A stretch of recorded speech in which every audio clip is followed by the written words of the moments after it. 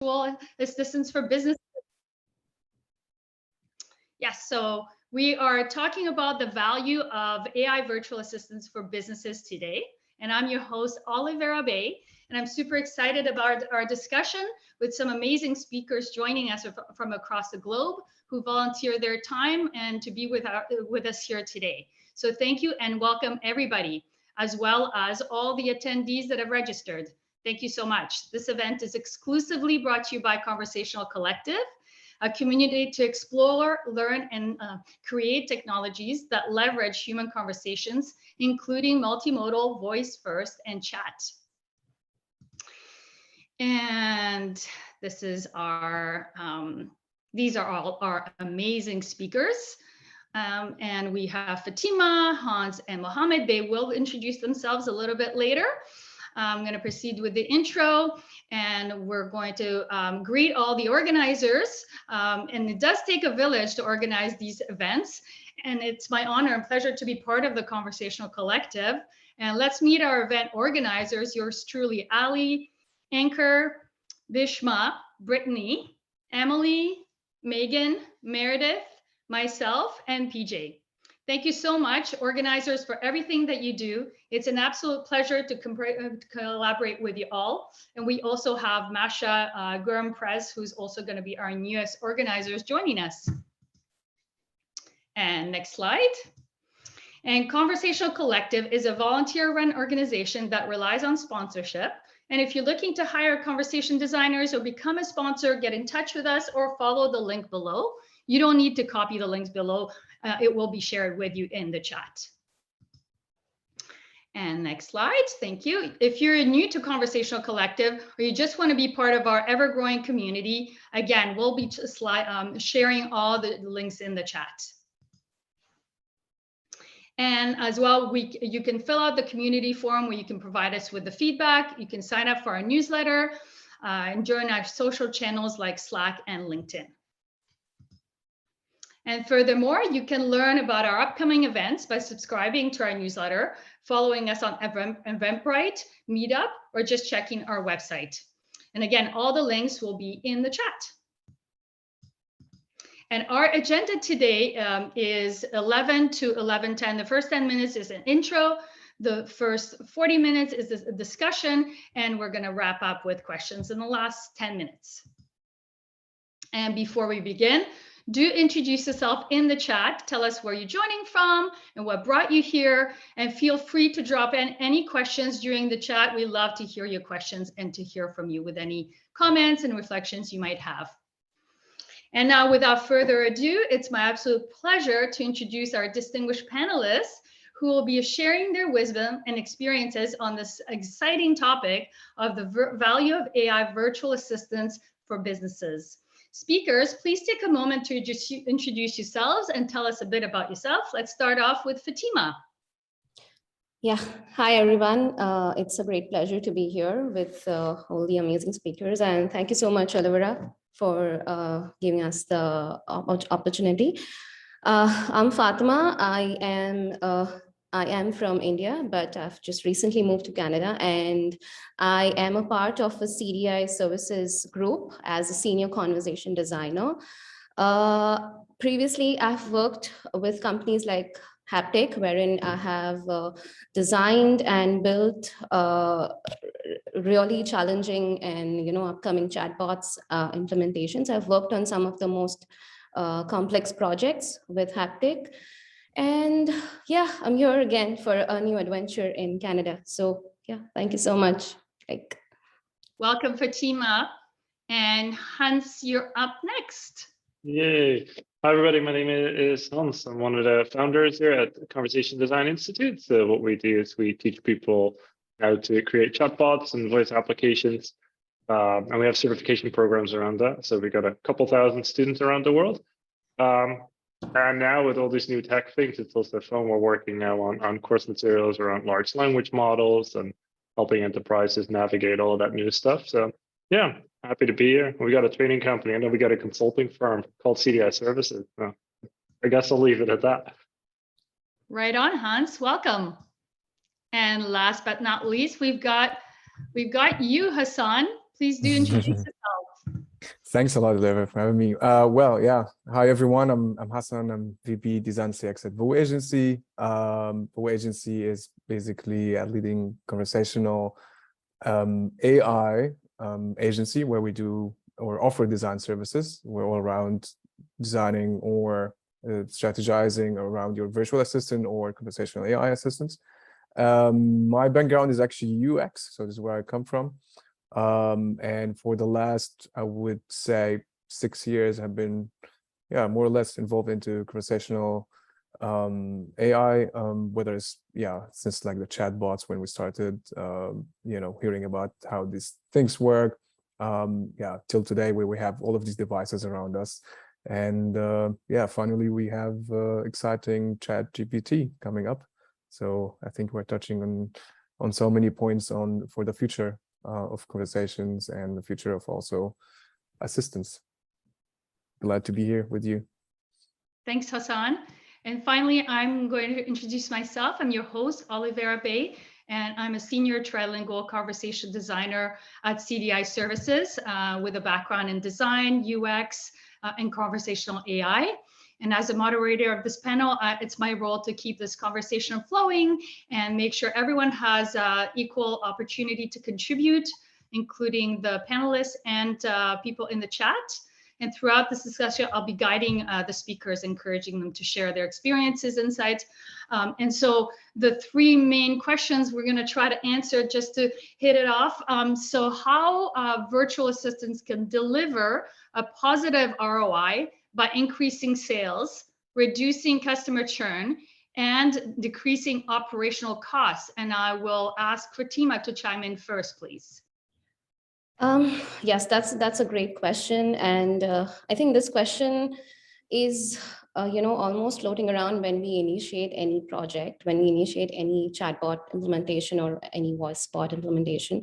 So definitely the answer to this question is that, when we have a virtual assistant in place, we are minimizing the overall burden on our customer call team, on the customer service team that we have. We are minimizing their burden by automating a lot of frequently asked questions that we have on for the businesses or for the customer service that we have. So I think a lot of it depends on the customer service, how we are actually serving the customers after we have them onboarded.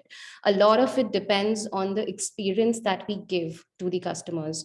And if we are able to automate the most frequently asked queries for our customers, then a lot of times I think we have reduced the burden on our customer care call, because I don't think nowadays anyone wants to call up the customer care and wait for like more than 10 minutes, half an hour. You want to hear the music going on in the background, and I'm not sure if anyone is up for that kind of an experience these days. They want really quick and faster turnaround times. They want quick resolutions. So I think that's what an AI virtual assistant brings in when we have such kind of an implementations for the businesses. And I think definitely Hans and Mohammed can chime in as well. No, those are some great points, Fatema. Thank you. Hans? Yeah, I mean, it's kind of like a question you can look at from very many different angles, right? But overall, businesses have both automation goals and customer experience goals. So you use conversational AI to, automate a lot of the stuff that has to do with cost reduction. If you've got cost reduction, all of a sudden, you can change your pricing and differentiate from people and grow your business that way, or maybe you have more profits to invest in innovation. At the same time, it gives a great customer experience, right? So in service, so those are like the most strategic things around this. But if you automate some of those customer service queries, you're already helping customers, delivering value, which helps with retention, but also you free up time in your service agent. So, when you reach the limits of automation and you hand off to an agent, all of a sudden you now have, because you got a digital workforce as well, your human workforce has more time to have more meaningful interactions with people, right? In which they can drive sales or develop loyalty and develop a good relationship with customers.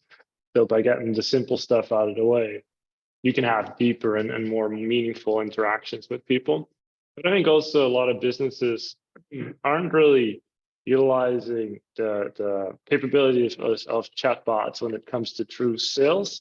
That we started out in behavior design and applying a lot of behavioral principles to chatbots, and a lot of it was getting good results. Like it started out with like comparing a chatbot versus a form fill for converting people on a landing page and things like that, or from an email instead of going to a traditional landing page to a chatbot where you would have a conversation.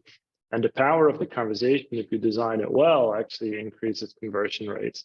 So there's a lot of different ways to drive business value with conversational AI, where you have the strategic cost reduction and customer experience, but then it's helping people quickly, freeing up time of agents to have meaningful conversations, but also driving sales in the conversations themselves. So yeah, there is a lot.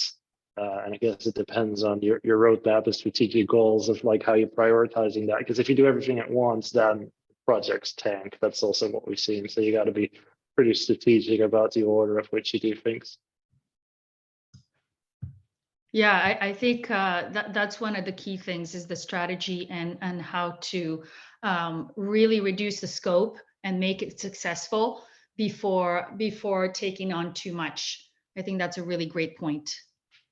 Yeah, it's like narrow versus broad, right? And it's like a lot of companies, like traditionally 5 years ago, everybody would be like, oh, let's do all the service stuff and go pretty broad there. But then you got so much to juggle at the same time, where now it's more, let's find a few, mission critical journeys, do those very well, they drive values, then we get the confidence and the funds to reinvest in more scope. That's right. That's right. And let's hear from Hassan. What would you like to say about this? Yeah, I think Fatema and also Hans, they covered like really the big part which wanted to cover on like the service side. But if I want to point out more things that or more benefits, I would say virtual assistant could be looked at even outside of the service side. Like if you have products that have some sort of a voice interface, or a conversation interface, which is a little bit easier for people to interact with these products. You still bring some benefits there. I mean, it's not necessarily the ease of useness or just the usability, right, of such interfaces that you can increase, of course, I would say, not the sales directly, but maybe the sales of the product itself, right? Like, because people buying it because it's easy to use. But you're also building, because of this, I would say, human kind of to machine, which is, interaction that is also built on kind of a conversation, which is a human way of interaction. You're actually building trust there, yeah, which is, I think, has been a little bit tricky thing to build, because you don't really have that, I would say, face-to-face interactions with your customers through maybe your offerings or your products, but now they can actually talk and you can talk back, right? So think about smart home devices, TV, and so on, or to your car, talking to your car. So anything that you do there affects their relationship to you as a brand, or to even, I would say, initiates or destroy trust, of course, right? And trust affects retention. Trust affects, customers are actually coming back or not, staying or purchasing new services from you or not. So definitely, it's affecting how businesses go around, even outside of the service area. Yeah, that's a really good point. And you mentioned voice assistants, and that was one of the questions by Kristen Sanford. I think she asked if we can differentiate between voice and digital assistants within the scope of this topic. Any quick insights about, in terms of this question of ROI and how positive ROI maybe reflects in chatbots versus voice assistants? Do you guys have any comments?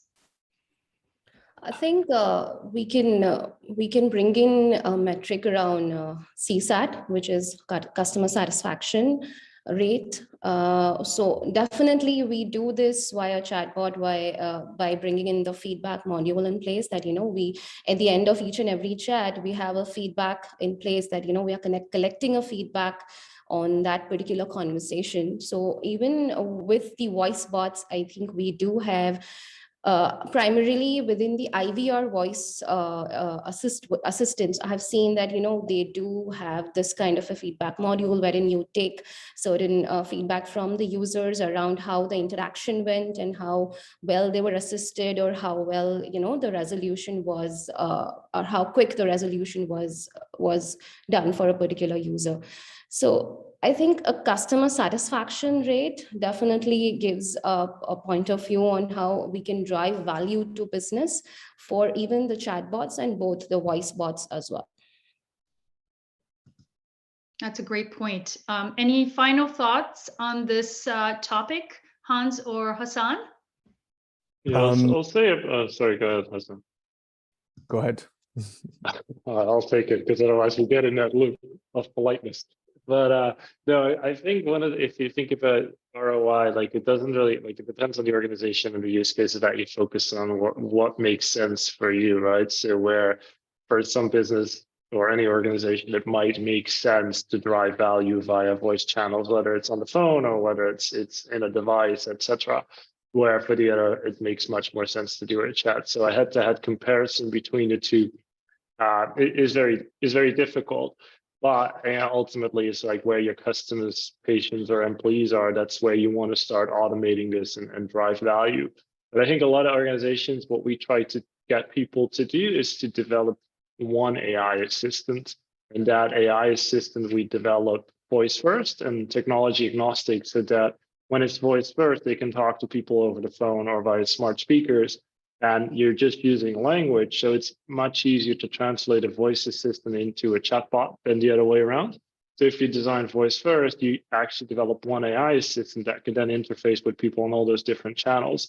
Then if you look at that from an ROI perspective, it allows an organization to build one conversational AI capability that handles most interactions, whereas if you would start with different chatbot projects, before you know it, you're building 5 different teams in an organization, and then you're going to run out of resources. You don't have enough people with the right skill set, so your ROI is going to tank as a whole. So that's kind of like a way to think about it, like create one AI assistant voice first that gives you the flexibility to grow scope quickly and get the most value there. Yeah, I love that point, Hans. Really well said about just making sure that it doesn't go out of scope, and how voice first to chatbot, not the other way around. And Hassan, do you have any final points on this thought here? I think we're gonna touch on it maybe later too, but I think it's definitely about the value that I think, Hans, you also mentioned that it's like where can you deliver value for your customers, right? And that is it is what every business is, seeking and trying to do, because this is how you can have positive, right, return on investment and so on. So I think it is a holistic look. It's not just you have, I don't know, a voice here or a chat there, or just thinking about, okay, which kind of assistant I have, or systems or technologies I have, but it's actually which kind of systems in general that you have in place, right? Like what are the channels, how your customers are talking to you and so on. Not just the interactions around the service, but also around your products, like how actually the whole customer experience, journey happens, like how people go through the whole journey from even purchasing your product or using your services until they go to maybe call your customer service, which you maybe have an IVR system there, right?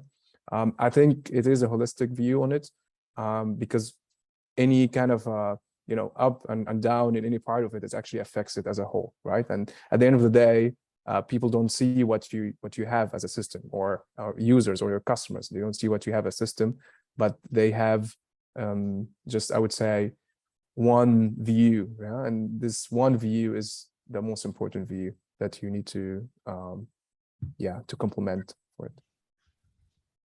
Okay, right on. Some great insights. Thank you so much. So we'll move on to the second question. How to maximize ROI. Businesses should carefully consider the implementation integration of virtual assistants with existing systems and workflows. Yeah, I'd like to point out on this one. While we are talking about different metrics that we can see to really see the results or to really see the our ROI or value for the businesses for by any virtual assistant. I know that we have these tangible metrics like CSAT, we have ROI, we have NPS, we have customer churn rate, we have retention rate, etc., etc. But there's one very important metric that I'd like to talk about here for the businesses, which is Olivera, if you can just open up the slide. Sure. Bishma, can you just share the slide from Fatema, please? Just give him a second.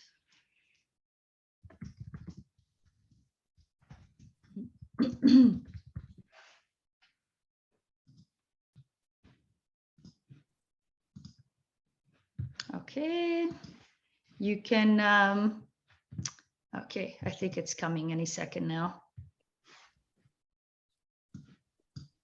We don't see the slide yet, Bishma. Just give me a second, I have just shared it. Yeah, there's always a little tech delays in there. Yeah, twice it happened. All good. Can you see that? Not yet. No. Not yet. Okay. 1 second.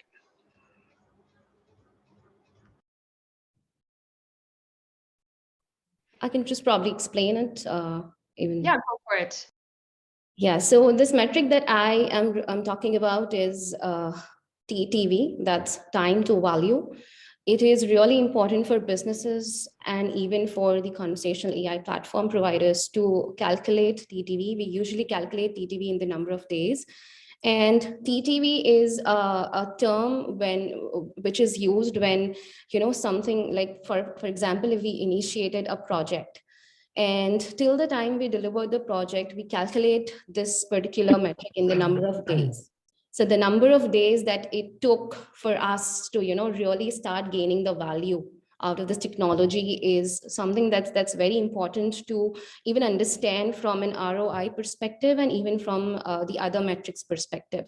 So I think a lot of times what happens is businesses, when they come in for such implementations, for such chatbot and voice implementations, they run into complex situations, like from day one they want to do everything at one place. Like even Hans just mentioned that you just want to do everything at one place from day one, and you want to do you want to have your customer service, you want to have your sales, you want to do your lead gen, everything you want to do, but they just don't understand that it's going to take a lot of time to have this realize the value, have this particular technology realize the value. So it's really important for businesses to go simple, to start simple first, and to start gaining the value that they are going to receive out of it. So while I was working at Haptic on various different projects, we would calculate TTV in the number of days. And whenever we saw that a project is going beyond 90 days, right? If a project is going beyond 90 days, we would call it as a TTV alert. Like, there's something wrong, there's something that we need to fix, and there's something that, we need to move faster. So definitely this is an important metric to consider while we are doing such implementations, especially when we are doing seasonal campaign implementations or seasonal promotions on chatbots and voice assistants. So I'll just give an example wherein I worked with the government of India on the COVID vaccine bot, right? And it was the time, or it was a peak COVID time when the government of India had come up with this requirement to have a WhatsApp chatbot which can answer questions related to COVID. So at that point in time, people were scared of COVID. People were scared of even taking the vaccines. They had so many questions around vaccines, like I'm healthy. Still, do I need to take the vaccine? And where will I get the vaccine from? Or what is this vaccine? Or am I eligible for this particular vaccine? And so many different questions. And I remember that we had done this implementation in no less than 10 days. I did my design in just 2 days. I took a sign off from them, and then we just did the implementation in no less than 10 days. And we had the bot live within 10 days. And the minute we rolled out the bot in the market, we had seen the value coming out of it. We had seen, like, in just a week of time, we had some 80 million users on that particular WhatsApp bot, right? And it was so important during that time. So I think this particular metric, which defines that, time to value, is so important when we even think of, bringing in ROI for the businesses. Like, you really need to think about the time when you are doing implementations. You cannot go and run into doing complex projects, take months and months, and ultimately when you go live, you do not see that kind of an ROI or that kind of a value out of that particular project. So I think when we are calculating so many metrics to see the value of businesses, this is really, really important, which not only the conversational AI platforms, but the businesses need to realize when they are doing such projects for chatbots and voice assistants. Because a lot of times we think that it is a small technology, but it's not. Even this small technology can do wonders when implemented at the right time. This is an amazing, I love this point you're making about this metric. And I also really love this slide you put together. Yeah, I am a fan of Dilbert comics, and you find a lot of funny Dilbert comics on the project management when things are not going right and all of that. So yeah, that's a really sarcastic one. Yeah, you know what? I love this one. It can definitely lighten the mood when things get intense on the project. So thank you for sharing this one. And I'm going to turn it over to Hans on the very same point. Thank you, Fatema. Yeah, I completely forgot that super long question after the interesting answer that Fatema gave on it as well. But as you were talking, I started thinking about, like, just in general, like the metrics in organizations, how, like, where every level of department has different metrics, and we often get them very mixed up, right? Where a functional team might be focused on containment, which is always like a very poor metric to focus on, because if you don't contain, you kind of move the goalpost a little closer to hit that metric, which often sabotages the business metrics, because ultimately you're trying to get different value. So I think there's a lot of, like, confusion with organizations of what they're trying to accomplish, where you got the functional team, then you got the conversational AI, like, stakeholders, but then you got the businesses above it. So it kind of depends there. And for some, in the board, they might be thinking about developing a digital workforce to sustain their entire operation, where the chatbot team is like, all right, how do we get people to the end of the dialogue? Like I said, I completely forgot what the question was, but this is kind of what I was thinking about. So the time to value, I like. Oh, sorry, yeah, go ahead. Yeah. No, I was just going to say, how to maximize the ROIs. Like, businesses should carefully consider the implementation, integration of VAs with existing systems and workflows. Yeah, so that takes, like, in a way, like an integral approach to the entire operation, where, because you're going to have all these different teams that have their own. You need to align the incentives in all those different teams, because we have clients where one is focused, where they were very focused on the containment, but the other one were focused on average handling time in the call center.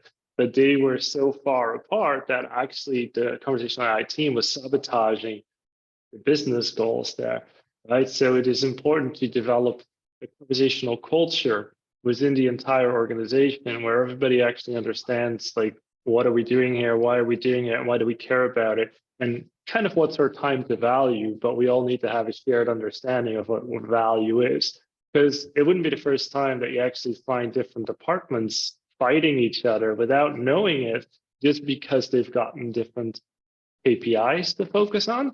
I think that's like a very important thing. That's why it needs to be, you need ambassadors internally, and teams need to share what they're working on and what success looks like for them, because you're gonna get in trouble otherwise. I guess that's my 2 cents there. No, those are some excellent points. Thank you so much. And Hassan, please chime in. Yeah, I mean, I think it's a good handover to what I want to show. Maybe I just can show my screen. I just have a small slide there. Sure, go for it. Let me try to do that. Let me have a look.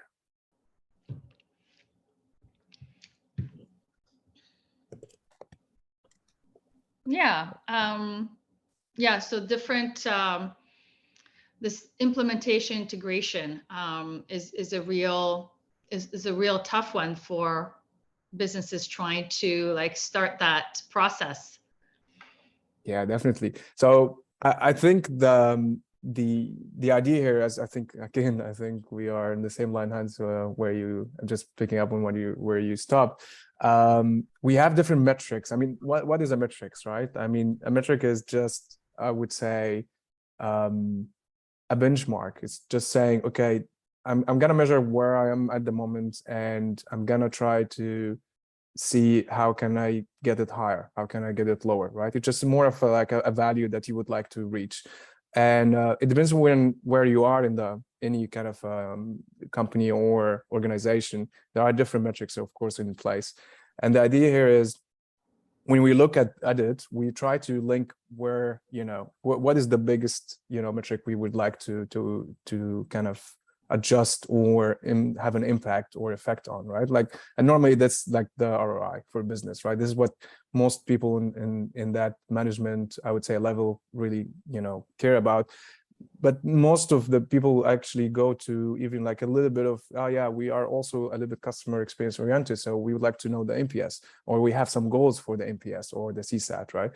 But when you go down the line on organization, where it's like, maybe they have a marketing department, which is a little bit more in the conversion rate, or more on okay, how are the different departments are actually coming together there, of what I would call UX metrics coming up. So we can also look a little bit on how the different departments are, how mature they are in terms of UX understanding, or how can they actually be customer-centered or user-centered, right?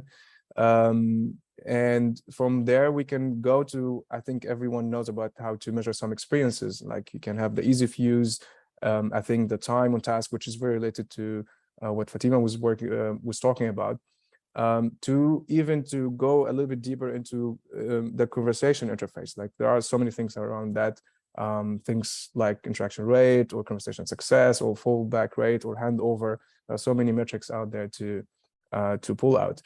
I think what is important, of course, is the communication, right? Like, where between all of these metrics, how are we, affecting the bigger one? So you have smaller ones that kind of build up, right? Like, it's some sort of exponentially, right, to increase or decrease or affect the bigger ones, whether it's in the NPS or return on investment. And this is where we come in sometimes to actually do what is called like business metrics versus design metrics, where we can try to find a relationship or a kind of a correlation, or even some sort of causality sometimes, to see how can we, okay, what can we do to increase here, like maybe in a conversation interface level, or maybe decrease in any of the metrics we just discussed, or maybe it's actually a problem of the organization. Maybe it's because of the UX maturity in that organization is really low, so whatever we do on the conversation interface doesn't affect. And I'm not even talking about metrics related to the technology itself, right? Like, if you use any kind of AI system, right, like, which is NLP, you have things like F1 score, for example, right? Accuracy, NLP accuracy of the system. I'm not even talking about that, right? So even if you have great systems in place, and it's working really well in testing, right, and you put it out there in the real world, it's just people are not really willing to use it, and you just wonder why. I mean, it's an amazing system out there. So I think it's a little bit of looking into the why and the how and the what, and always, all the time, and trying to figure out, okay, what is the line, where we want to go, and try to get, of course, all the parties or all of the stakeholders, communicated or aligned to that, which is definitely a hard process, and most of the time takes time, a lot of time, depending on the size of the organization and the size of the company that you work with. Yeah. Oh, some excellent points, and really nice way, the way you brought in the different perspective on the different metrics. So thanks for that, Hassan. And okay, so we're also gonna talk about what were some examples of great metrics, for example, that you've used in the past.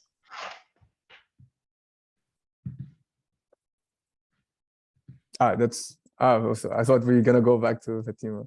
Well, I think it's I wouldn't say great, because it's really relative in a way. I think most of the metrics that we use, they basically worked in a way or another. So I wouldn't have like this like one favorite over the other. But I think the most one the most repeated one that we heard or we work with a lot with, of course, NPS. Satisfaction score also is another one, and of course more of like the retention rate. I think that's something we worked a lot on, and again, I think it's related to what I mentioned before. It's really, there is no one over the other. It's really more about how the stakeholders themselves and how the management or how the business self is organized already, right? Because you come in and with that project, maybe for them is not something new. It's not really their business model. They have already business models in place, right? And they have products or services, and they want to use this technology that we contribute to and we work with. And okay, we ask the questions of like, okay, which KPIs do you have? Which goals do you have already in place? And we try to adjust to that and see where we can fit. Right on. Fatima and Hans, any final thought on this point? I think additionally with the customer satisfaction and NPS, everything's there. We have that. We also take a look at the total number of conversations that are happening on the virtual assistant, the total number of conversations, and the intents, the most used or most performing intents on the virtual assistant. Like, what are the most frequently asked questions on the virtual assistant? What are the user queries? And even we also take a look at some additional queries. So for example, if the virtual assistant is not trained for certain other queries that the users are looking for, then probably even those kind of matrix we can take a look at, and we can definitely optimize, enhance, and add further to the technology to gain more value out of it. Sure. No, those are some really great points as well. And I'd like to add also in line with that, like, where are the users dropping off from the experience? And then understanding why they're dropping off. We need to do some further digging to understand that. Yes. Since you mentioned that, I would like to just add a little point. I mean, personally, I like more the metrics that are more behavioral, more just like, trying to figure out what people do and, how people do things, rather than the attitude ones, which is what people say. And I think, of course, the NPS and the CSAT, they all go into that, because you actually actively ask them, would you like to recommend this to, your friends, or what do you think about this product, right? So you kind of have like one or more answers like to that question. But normally looking at what people do is more insightful than, what they say. I mean, not just in a conversation, but I mean more of like in a whole set of actions, right? Before they come, what they, click on, what they try to actually achieve, and so on. So yeah, it's my personal preference would be, of course, to go things to like conversation success or the goal completion rate and so on, because it's more about the behavioral measurements. Sure. Yeah. I like that because it's also like with that, if you're on a conversational AI team, it's very tempting to only look at conversational AI, right? And then you're like focused on those metrics where a lot of times, it sits in a larger journey. So what are people really trying to accomplish? But made me think of a client that we had that called us in because they wanted us to fix the chatbot because it wasn't really doing well. But it turns out that every time they would send out an email, it was so clumsy that it just triggered a lot of questions. So to get the whole organization to perform better was to actually write better emails so that the questions wouldn't come in. And it was just very tempting to just spend like a year trying to fix the chatbot, but actually the problem was in writing the email. So it's always like, how do these things relate to each other and look at the bigger picture? But I think overall, like if you look at an AI system that grows up, like if it starts out, it's like a little baby, it's got nothing but potential, and then it starts to learn to do a few things and it gets smarter, hopefully. And what you generally see is as you start out, you focus more on quantitative metrics, and then coverage is a thing. Is like, well, do we have enough scope in there? Are people getting to the end of it? And as it matures and you kind of have the operation up and go, and you start looking more at qualitative metrics around NPS and satisfaction, persona becomes more important. Where initially it's just like get this thing functionally to work, get people to the end. Let's figure out how to do it. So you're focused on those metrics a bit more. And then as you get more confidence, you get more confident about what you're doing. You're adding to scope. You're adding more multi-turn interaction. You start designing for trust. It becomes about as we would like to say, charisma, and people would like to be happy about that. And then you start looking at those metrics more and more. But you need to sort of get to the basics first before you start looking at those things too, I would say. Oh, that's a great perspective. Thank you, Hans.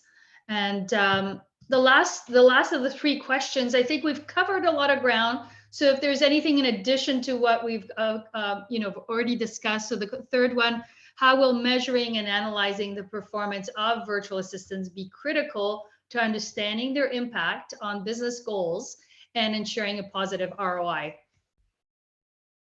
Yeah, I think additionally, we could also, in addition to all of these metrics, we can also look at another important topic, which is also about the breaks, the bot breaks, right? A lot of times the users are trying to interact with the chatbot or the voice assistant, and probably it is not able to recognize the intent correctly, or it has been written properly, or it is not within the scope, and maybe there is a break that happens. So we can also look at these metrics as well. These are really important to how you can enhance the user experience, because if a lot of times your bot is going to break, and it's going to throw those messages that I'm not able to understand this properly, then probably there is also an issue of user retention. The user is not going to trust the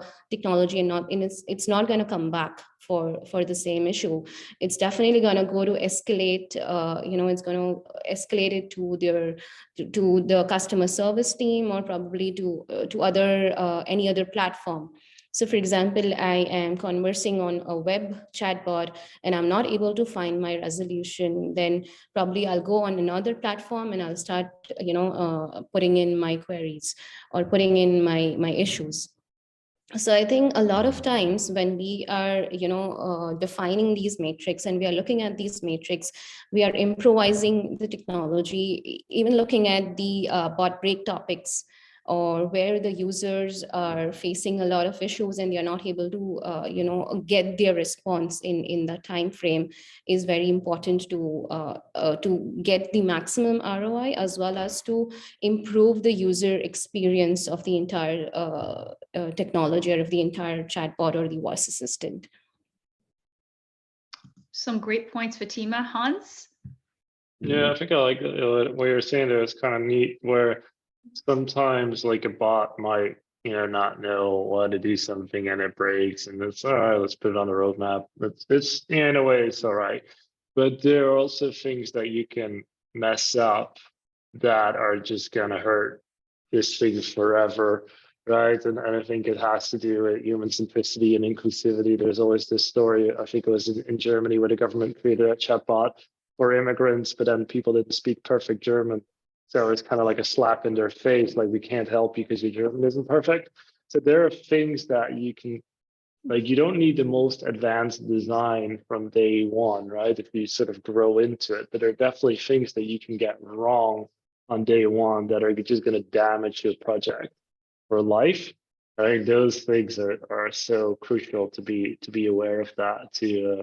And again, I completely forgot the question, but this is what I was saying here.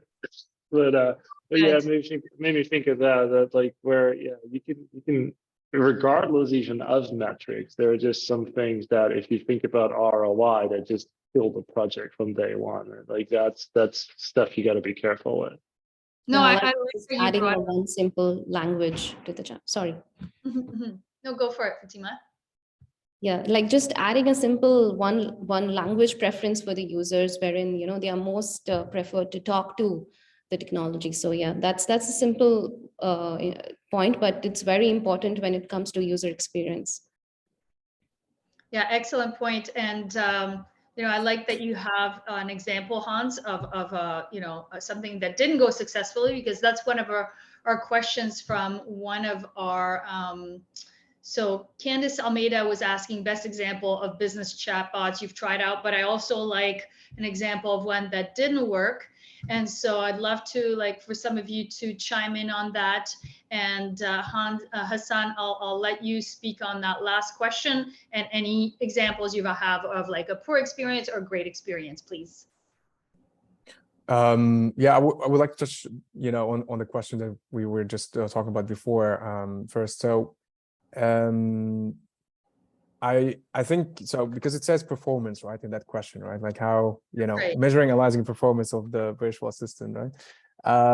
I think we came across some projects where, there is a technology or a system, within a company or organization where they really implemented it and integrated with their, existing APIs and existing systems. And it's a powerful machine, right? It was really heavy and big and working really well, right? Like performance wise, amazing. But I mentioned before, like they were really surprised why people are not using it, right? Like what's wrong? We have it here. Why it's not working? And again, it's this focus on performance versus value, right? It's not really the right for some organizations or companies. I mean, I think the focus would be in the value, given that the performance, of course, is acceptable. And when I say acceptable, means it can make some errors, it can make some mistakes, but some people actually are, or some users are actually forgiving sometimes. I think that some parts of research we can see how people, see maybe an error message or come up in a situations where it didn't really solve the problem, like the system they are talking to, conversing to, but they were more like having some patience, right? Or more, kind of slow a little bit into what you're doing. I'm not saying this is the ideal way, right? This is not what we are seeking here.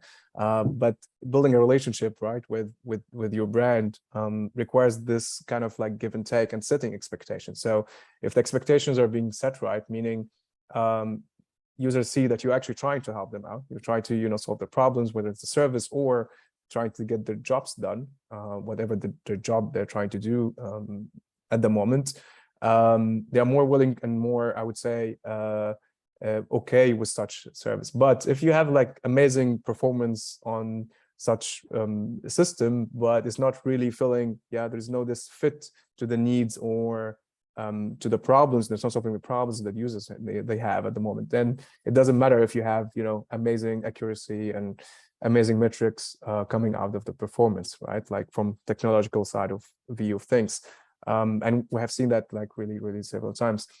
Well, I mean, I want to bring, since we have 9 minutes left, I just want to bring the chat GPT, since it's out there in the world and it's really exciting. And I would say that's the most amazing conversation I would say I had with maybe not yet a business chat bot, but it's very impressive. I mean, to be honest, well, with all of the, most of the projects I've been working with, this is the most impressive one. I think we tried, of course, to, I would say, imitate such behavior. And since I think 5 years, there, if you remember this weather bot, I think was called Poncho. It was really, really early days of chatbots and so on. It was really amazing one. It kind of had an answer for everything. It can, converse in a pretty, very convincing way.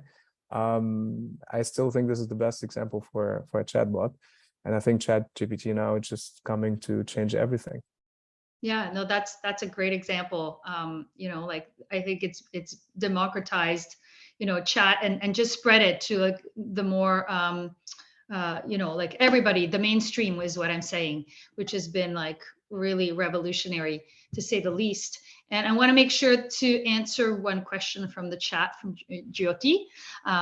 She says, I encountered a bot yesterday that seemed to be entirely based on AI-driven text matching that brought up FAQ pages. This bot didn't seem to have any intents, not my favorite thing, but it was doing okay. Where in bot design do you want to see the AI being used? Like only in intent training, or are we really moving to no intent bots for good? There is a lot there, right? But so now I think with large language models, currently, like it's really about increasing productivity of creators. I think that's where you see the most value right now in conversational AI, right? So it's you've got people creating chatbots and LLMs are supporting them with training them faster, coming out with sample dialogues and stuff like that. And over time, these large language models will be the driver's seat in creating stuff, and they'll be controlled and audited and sort of tuned by people, because AI's algorithms need parents too. So conversation designers kind of become the parents of these large language models. So that's, I think, how that skill set and relationship between the two is going to change over time. And then in bots, what you're going to see is that your mission critical journeys, you'll have intents and you'll train them, because if you're a business, you got like 10 mission critical journeys, they're going to be pretty much the same with some variety. So there's no need really to use large language models for that, because you just want to have control over what happens there. But there's lots of edge cases and personality content where large language models can jump in and facilitate stuff. And it kind of depends on your type of organization, because if you're a bank or you're dealing with healthcare, everything is regulated and you want to be in full control. Whereas if you're Poncho, I miss Poncho. Poncho looks cool. It's like, thanks for bringing that up. Poncho was really cool. Then everything goes, because the stakes are very low, right? So it kind of depends on how high the stakes are, how much freedom you want to give to a large language model. And if it is limited, you're probably going to be training intents yourself for a large part. Yeah, I'd like to add a little bit more to this. So yeah, definitely said correctly, Hans, that it depends on what the goals are. And I'd like to add that there is a difference between the large language models that they are able to answer questions with such fluidity. But when we are looking at businesses, we are trying to implement intents that are transactional in nature, right? So for example, for a bank, if I'm implementing a chatbot, they'd like their users to know their account balance, or they'd like their users to how they can probably upsell within their accounts. So all of these are very transactional in nature. And when we think about the large language models, I'm pretty sure that currently it's not able to do that as such. And we will need the intent-based natural language model in place when we are implementing such transactional use cases. But definitely, if we want to, go ahead with having a bot that is a lot more chit-chatty and to just have fun and to just, entertain the users, definitely these large language models are going to help a lot in having such, business use cases. Right on. No, thank you for those answers. We're going to take one last question. And the question is from Patrick O'Malley, from a pre-registered attendee. What other new values for businesses do you foresee in the future, like such as automation tools that will be valuable? That's Rob. Go ahead, man. Yeah, I mean, everything is possible. I think we were just talking today, since that GPT-4 is out, and have this multimodality, and you can have image and text in and out, and even like prompts even coming in and out. I think definitely we'll see some sort of explosion of everything actually this year, in terms of automation. It's happening already with like the GPT-3, of course, like people building, like I would say, small services on top, where, I don't know, it can read that, summarize this, send this, get that, to the extent that not just, people doing homework with that in education, but to the point where some prescriptions can be, written and understood and rewritten and distributed, and like in the medical sector, for example, or I think the possibilities are really endless. I think it's more for us, or at least what is interesting for us at the moment is how can we actually make use of these tools and these opportunities in our, I would say, day-to-day work as conversation designer, right?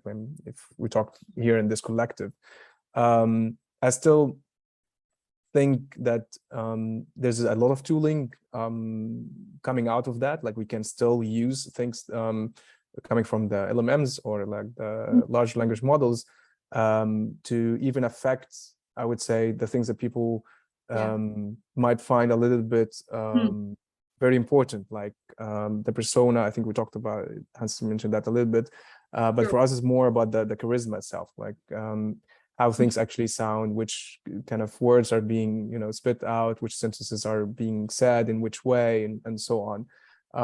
And I think we see that in VUI.agency as something really important that can affect basically building again the trust and relationship with your brand. Great points, and I want to just give Fatema and Hans last 1 minute before we wrap up. Thank you, Hassan.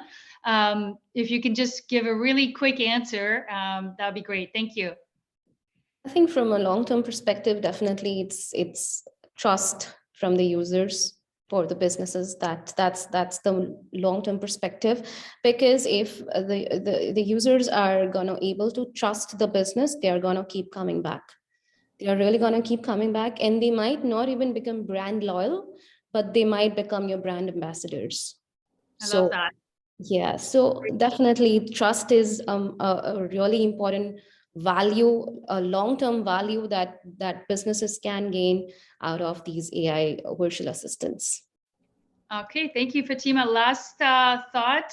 It's 1 o'clock on the dot over here, Hans. Oh God, that's pressure, man. No, but I like that. Yeah, it's like conversational AI allows to design for trust if you do it well. So that is key. And I'll say one more thing about the large language model. What's interesting is like this is just the beginning, and I like to compare it to like when the App Store launched on the iPhone. Everybody knew it was something, but nobody had any idea what it was, and people were like creating apps with to-do lists and stuff like that. And nobody knew that we would have like an Uber or an Airbnb, and that you would have companies that would build on apps. And right now with large language models, like every conversational AI company is integrating it into the platform, but it's all like table stakes. We have no idea what this is yet. And some kids in a basement this, a couple of years from now is going to build like a mega company that's like LLM first, and nobody knows what it is yet. That's pretty exciting. That's amazing. Well, you know what? Thank you, Hans, Hassan, and Fatema, and all the attendees, all the organizers. We're at time. We could keep going, but thank you very much, everybody. Have a great rest of the day, and we'll see you at the next event. Yeah. Thank you. Thank you, Bye, everybody. Bye. have a good day. Bye-bye. You too. Bye.